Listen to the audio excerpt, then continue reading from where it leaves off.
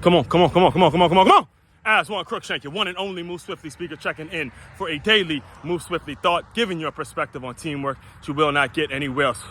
Currently in the process of listening to this fantastic book titled The Challenger Sale by Brent Adamson and Matthew Dixon.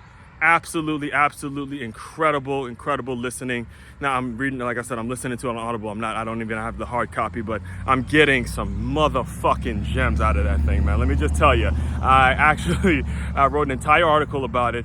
I have an entire full podcast episode coming on about it. And I had to, because it's hitting so many different chords that I had to break it down even to one of these Move Swiftly videos, Move Swiftly thoughts that I do via video every day, by the way.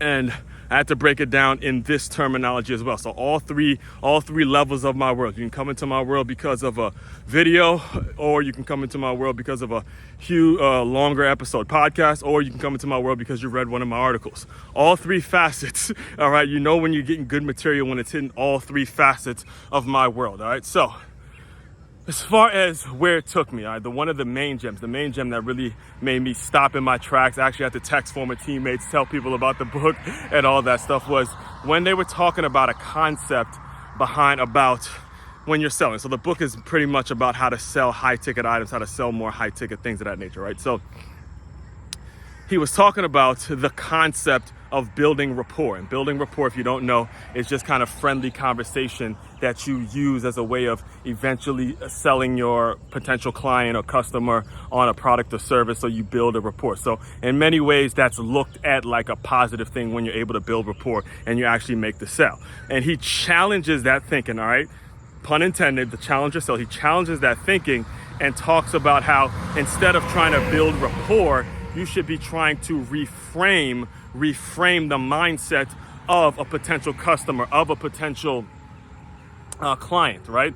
And immediately I thought of the coach that I've said it on I said it so many different times on this very podcast, and I will never get tired of saying it, but Coach Bryant Davis is the best coach I've ever had the luxury of playing for. My favorite coach I've ever had the luxury of playing for, because this man was so much bigger than football. He coached me back when I was a little kid back in the 𝐕𝐃 White Oak Warrior days, and the reason I put him on that pedestal is because he was thinking about life after football. He was constantly reinforcing the message that, look, football don't last forever, right? Playing the game does not last forever. He would constantly give us speeches about how we got to read more books. We would be blowing teams out 42, zap, 45, nothing, 56, zap. And he's talking about how important it is for us to stay on our books, stay on our studies, all that kind of stuff. And these kinds of gems were very important for us as young boys to listen to. But the main thing that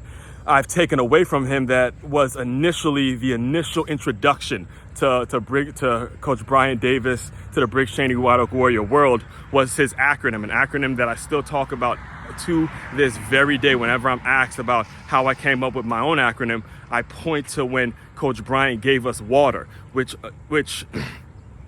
is an acronym that stands for work ethic, attitude, teamwork, enthusiasm, and respect. And, now I don't know the number, but I know that it's a large percentage of our body is made up of water. I drink a gallon of water every single day. All right, the whole reframing, this is what I'm talking about. This is why I was thinking about him when I read The Challenger Sale, when I was reading that point in The Challenger Sale, because the reframing of the mind, as opposed to you being, whether you're a coach, whether you're a manager, whether you're a boss, whatever it is you call yourself, a parent even, whether you're whatever authority figure you are to another individual, instead of trying to build friendly relationship with them and have little rapport, which is a problem I see on multiple occasions, your goal and your mission and everything you're about needs to be about reframing this individual's mind, the same way Coach Bryant reframed the mind of a bunch of young, we were in like 5th grade, 6th grade, 7th grade, 8th grade young preteen kids, to where now I think of water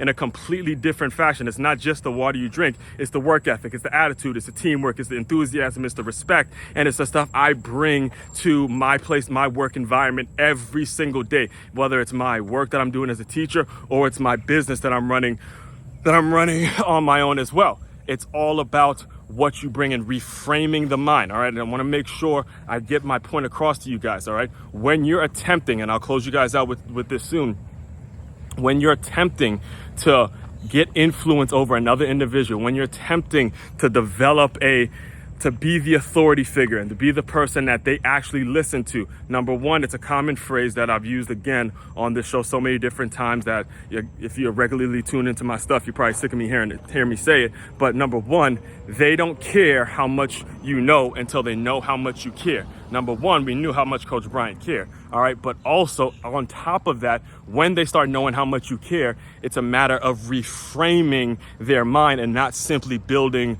a rapport, so to speak, so you could just have friendly dialogue. And then it translates into your sales world. And then you're able to charge more high ticket and find more premium customers and clients for what it is you do, because you're reframing their mind. And now they know you're specifically the one they want to buy X from, because you've changed the way they thought about a certain problem, a certain issue that they've had. That's the power. That's the power of reading. That's the power of taking in information. That's the power of really just doing what it is you have to do to make sure you show people you care, number one, but then you care so much that you want to change the way they think, because you're that confident in your material, that confident in your stuff, you're that confident in whatever it is you're putting out there that you know it's going to set them on the right path. All right. Main website to check out to dive deeper into all my work, makeyourmove.com. That's MakeYamove.com. One-stop shop for all your teamwork and your self-development needs. Aswand, Cruickshank, your one and only Move Swiftly speaker checking out. You guys continue to move swiftly. We will talk more soon.